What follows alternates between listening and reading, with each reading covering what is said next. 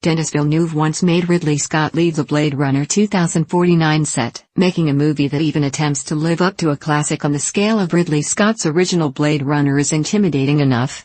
With a movie that's so ingrained in the fabric of sci-fi history as that, Blade Runner 2049 was a gamble right from the start, and director Denis Villeneuve knew it. Of course, it certainly didn't help any when Scott was on the set during a particular day of shooting, something that Villeneuve put a creative, but polite end to. As he explained below, he came on set one day and after a few minutes standing behind me it was unbearable. I made a joke. I said to him, "Hey Ridley, who is your favorite director?" And he said, "I love Ingmar Bergman and Kubrick." I said, "I love Bergman too." "So Ridley, how would you feel if you were on set and you had Bergman just behind you?" And he burst out laughing and he walked off the set. Because I was trying to direct Harrison Ford and I was like, nope. It doesn't work. Having any person standing behind you is enough of a pet peeve for most, but to have someone like Sir Ridley Scott doing it as you're making the sequel to his 1982 cult classic is something else.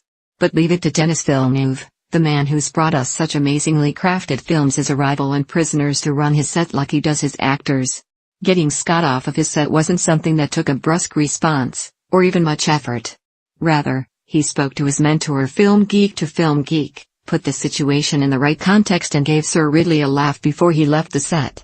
To be able to do that on a set where you have to give direction to Harrison Ford, and to get back to work almost as quickly, is something quite skillful. Of course, this latest story from Deadline is only one of a handful of the most human and most interesting stories to come from Blade Runner 2049's production.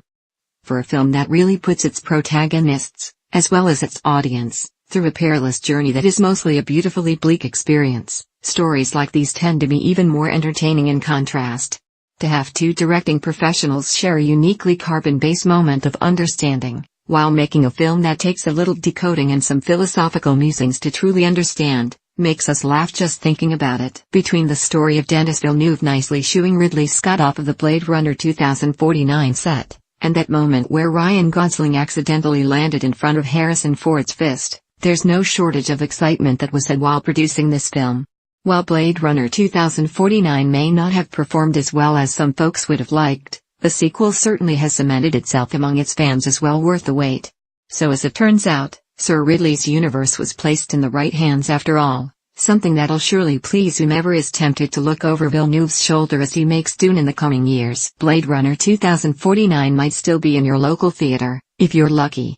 But if you're looking for something else to watch between now and the end of the year, you can feel free to do your research by checking out our 2017 release schedule.